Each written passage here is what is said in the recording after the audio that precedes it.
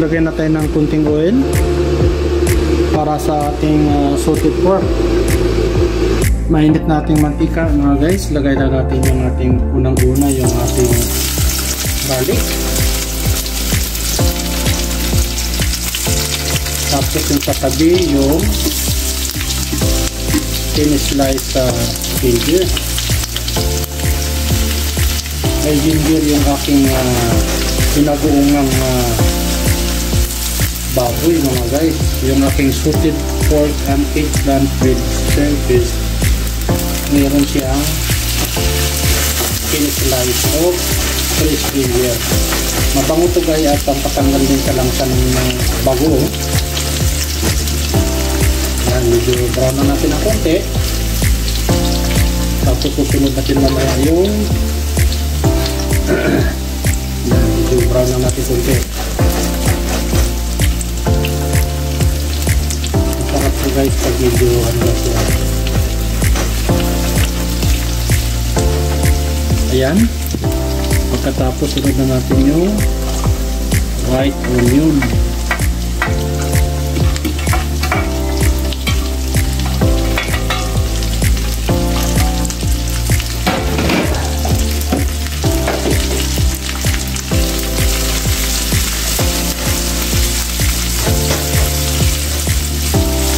Tapos sunod natin guys yung sliced pork natin into cubes.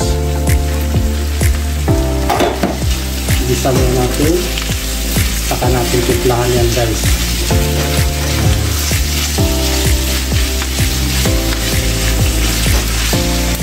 Timplahan na natin ng ano guys, black pepper.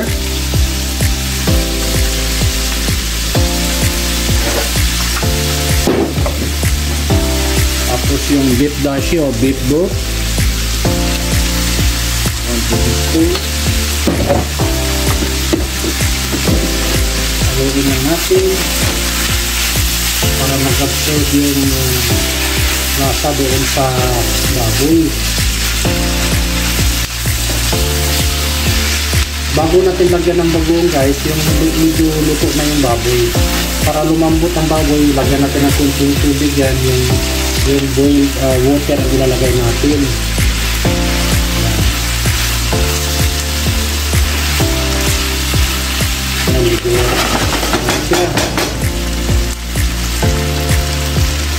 Ngayon lagyan na natin ng boiled water para lumambot. Antayin natin matuyo yung boiled water guys.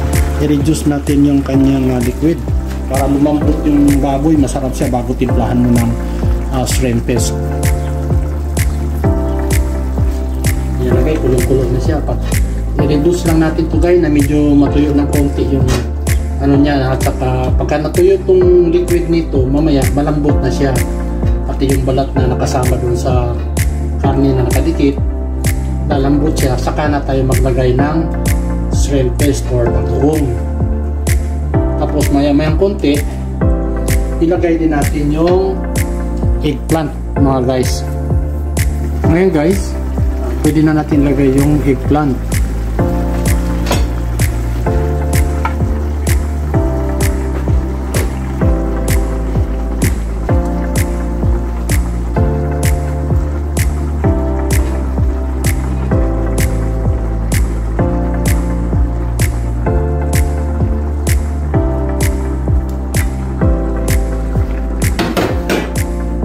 Tapos ngayon na natin siya timplahan ng bagoong.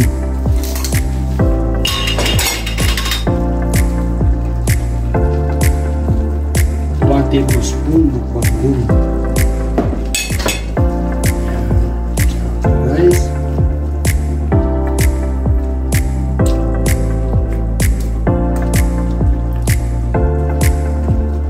Mamaya na tayo magdagdag ng bagoong.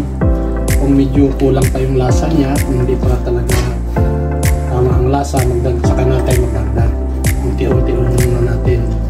1 tablespoon muna, mayroon kunti, tikman natin. Para pangit naman pag masyadong umalat.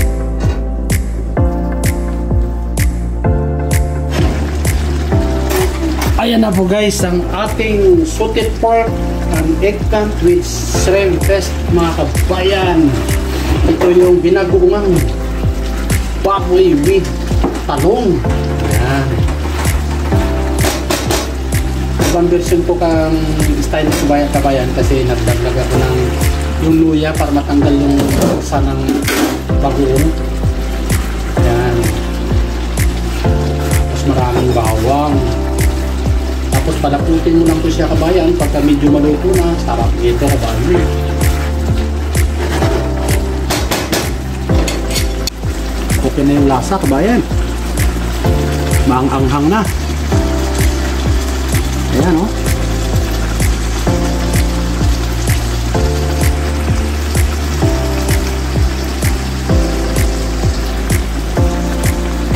Ayan na guys, sarap ng ating salted pork and eggplant with shrimp paste, binagoongang baboy at talong. Napakasarap guys. Ito yung version ng aking ginawa guys. Iba to doon sa ginawa ko nakaraan guys kasi wala, hindi ko nilagyan ng ginger lang ang hindi ko nilagay nun. Pero ito guys, sarap to kasi mas maanghang to. Nakaraan light lang. Sarap to guys. Ayan o.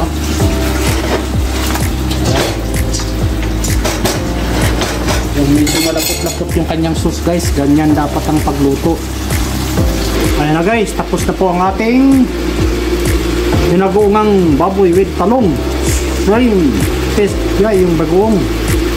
Ito yung ating salted pork and eggplant with shrimp paste mga guys, no? Lipat na natin sa isang lalagyan. Luto na po guys.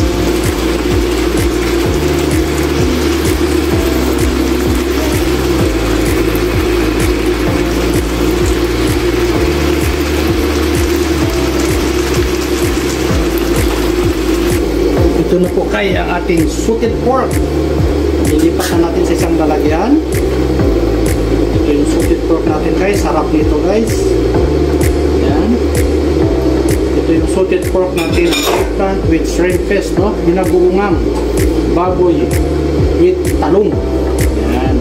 Nilagyan ko ng 10 slice of ginger guys. Yung fresh ginger para medyo matanggal ang langsa ng bagoong. Ayan. Tapos na guys ang ating ayan na guys. Ayan na. Ayan. Tapos na.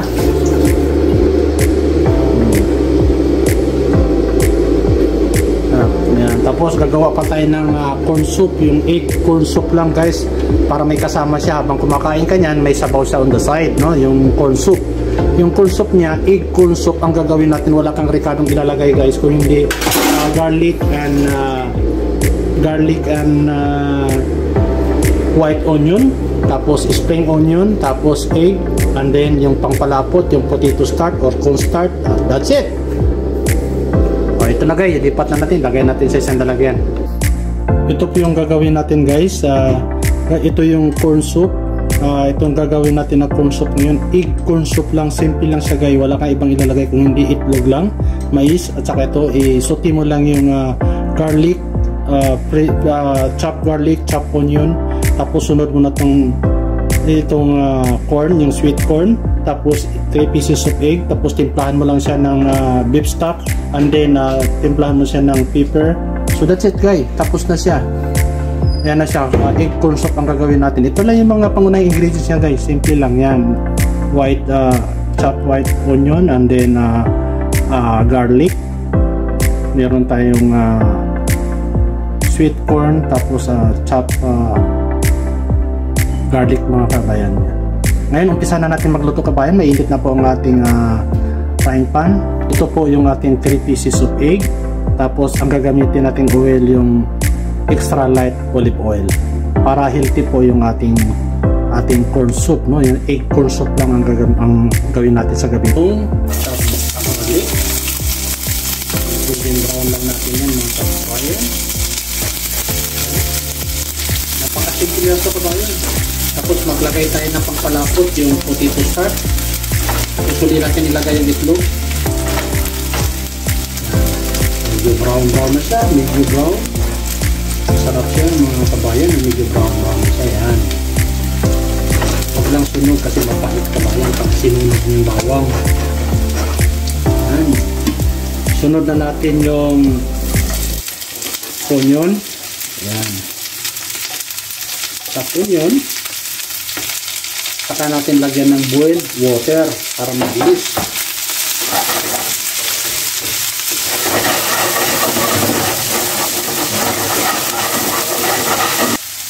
Tapos lagay na natin yung sweet corn. Yung sweet corn natin. Ibisa lang natin siya guys. Susin lang siya. Ayan. Mabilisan to. Ito yung pinakamabilis na sabaw na gawin nyo sa bahay guys. Very simple egg corn soup. No? This is egg corn soup guys. No? Napaka-simple lang gawin. Masarap at healthy. Ayan.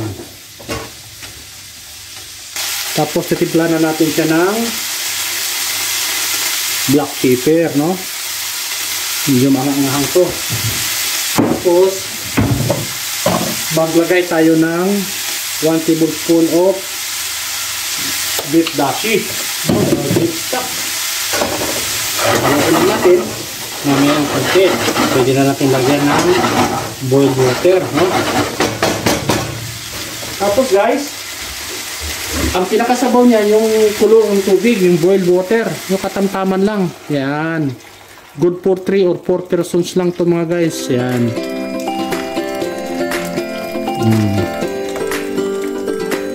Ayos na yan guys. Yan lang.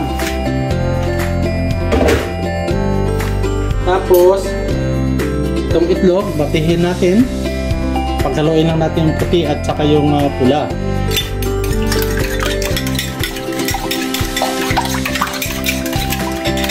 Antayin lang natin guys na kumulo yung ating egg corn soup. Saka na natin ilagay yung pangpalapot, yung potato starch.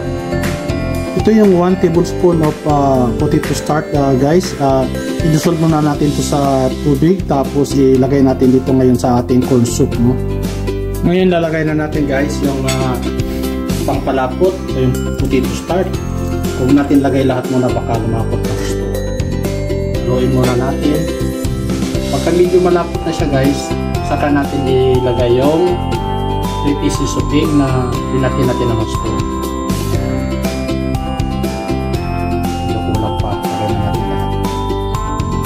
Tama lang yung 1 tablespoon of potato starch guys. Kung wala kayong potato starch, yung kung start, pwede yun. Yan, medyo malapot na siya guys. Ngayon, ilalagay na natin guys yung 3 pieces of egg na nilagay natin ng gusto.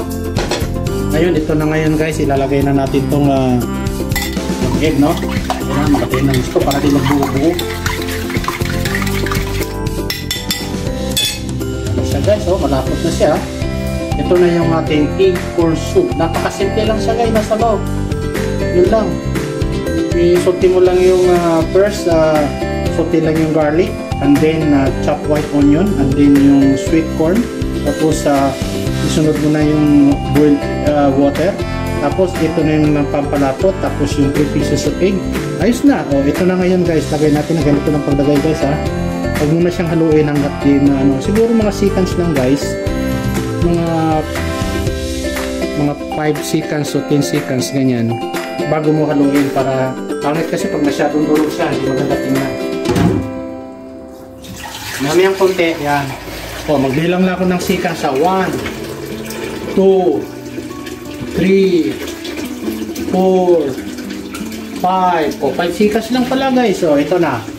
O, ayan na siya guys. O, buo na siya. O, 5 seconds lang guys, buo na yung itlog. O, luto na siya. O, ito na yung ngayon ang resulta ng ating egg corn soup, no guys. Napakasimple lang. 3 pieces of egg, may sabaw ka na. Masarap to sa yung mga chikiting guys. Pag ihanda mo sa tanghali o umaga, gustong gusto ng mga anak ito kasi may mais siya, tapos itlog. Very healthy siya guys, kasi ang ginagamit natin ay puro pang healthy talaga. Yung oil niya, yung extra olive oil, yung extra light olive oil. Tapos yung ginamit natin na ingredients ay simple lang. Yung lang ginagamit natin, dalawang klaseng chopped onion, chopped garlic, Tapos isuti lang natin. Tapos with sweet corn is about 200 grams. Tapos maglagay lang tayo ng beef stock or bouillon or chicken bouillon or beef dashi. So any kind of mga stock na gamitin nyo, yung chicken stock o beef stock, nasa inyo, depende sa panglasa nyo kung anong gusto nyo mga guys. Yan. Ito na ngayon guys ang resulta ng ating corn soup. Ngayon guys, tapos na siya. Ilipat na natin sa isang lalagyan yung ating corn soup. Ito na guys ang ating corn soup. Egg corn soup guys, no? Yan, egg corn soup. Ayan na guys, napakarami pa na, oh. Ayan na guys, tapos na.